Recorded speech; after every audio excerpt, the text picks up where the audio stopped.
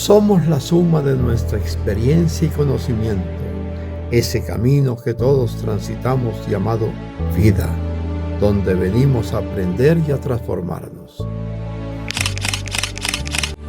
Soy Héctor Pardo y esta es mi historia. Era tal vez algo así como agosto de 1948. Hacía ya unos meses que había matado a Gaitán y nosotros, como lo había mencionado, estábamos en Campo Alegre.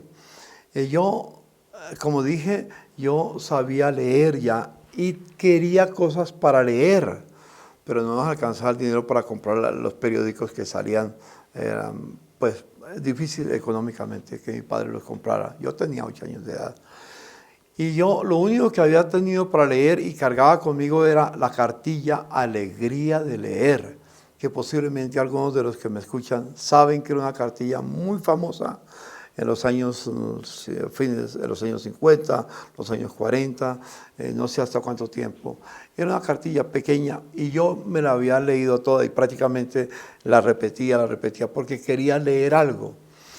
Me salí a dar una vuelta como muchacho después de que salí de la escuela y de repente, pues con unos amigos me encontraba y apareció un carro, una chiva que se llama en los lugares como el Tolima, como Antioquia, esos carros viejos que van con mucha gente en los carros, una chiva de esas muy especiales. Y había gente que estaba cantando y pues se pararon, bajaron y comenzaron a entregar unos libritos pequeños a la gente que estaba. Y yo me acerqué para que me dieran uno, pero yo era un muchacho de 8 años. Ellos no me pusieron atención. Yo le dije a un señor, señor, regáleme un libro que yo quiero leer. Y entonces me dijo, la verdad, ¿usted sabe leer? Le dije, sí, yo sé leer. Entonces me abrió y yo le leí la parte que me abrió del librito. Y no recuerdo qué decía, pero lo leí. Y entonces me dice, no, usted sí sabe leer, entonces le regalo este librito. Y yo cogí el librito feliz porque ahora ya tenía algo que leer. Lo eché en mi bolsillo y me fui caminando para la casa porque quería sentarme a leer el librito.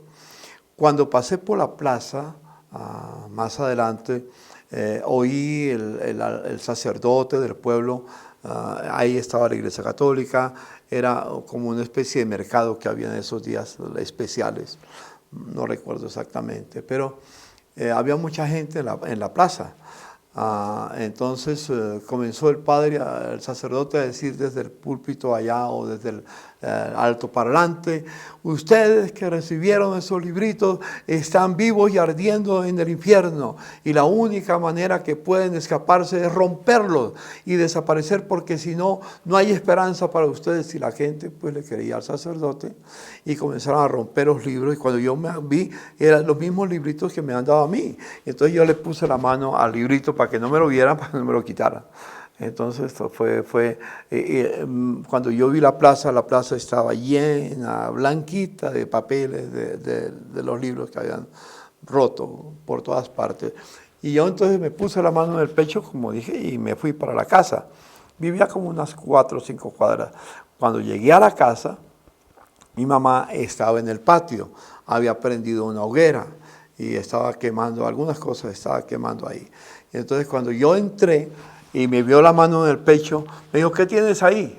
Yo le dije, mamá, un librito que me regalaron. Y entonces lo saqué y lo mostré. Dijo, mijo, no puedes cargar ese librito porque estamos vivos y ardiendo en el infierno. Ya lo dijo el sacerdote hace tiempo que lo está diciendo. Hace rato está promulgándolo por todas partes. Yo vengo de la plaza también. Y no puedes tenerlo. Y me arrancó el librito y lo tiró a la hoguera.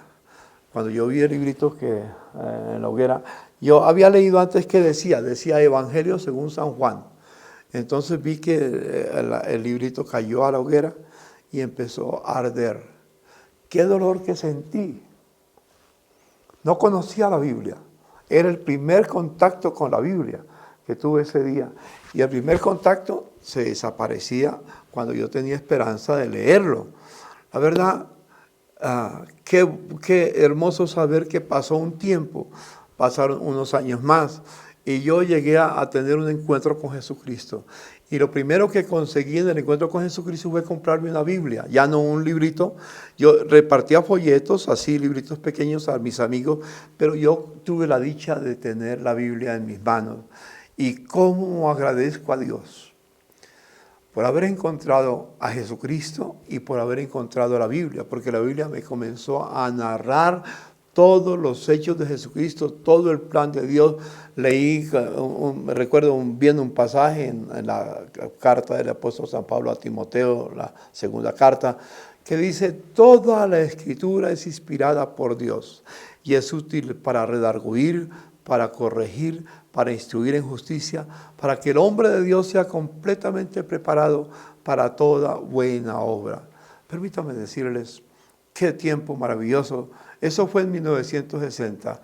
Eran unos 12 años después de que había pasado esa experiencia, el primer encuentro con la Biblia a través de un folleto, y que no lo pude leer. Pero Dios guardó, me bendijo que llegara yo a conocer a Jesús y conocer la Biblia. Qué hermoso.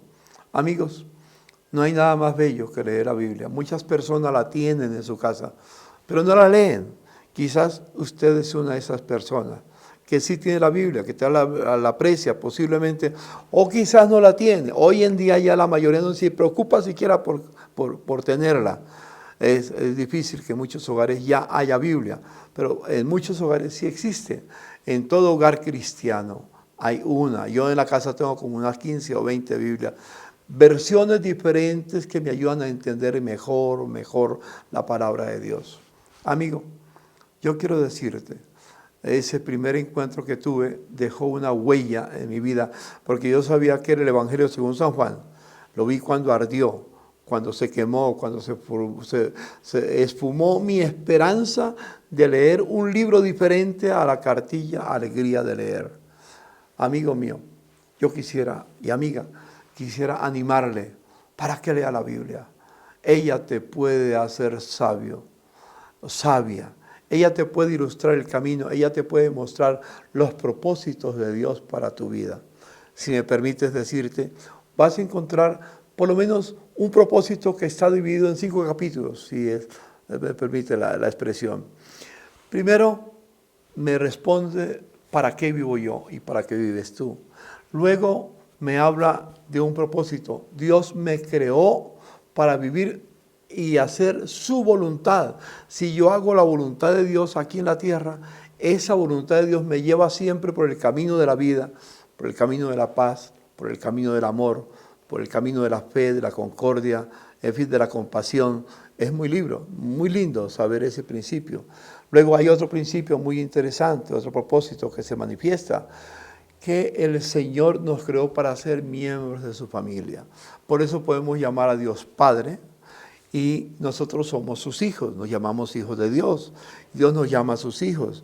Y Jesús es llamado en la Biblia nuestro hermano mayor. Así que somos miembros de la familia de Dios. Eso es muy especial.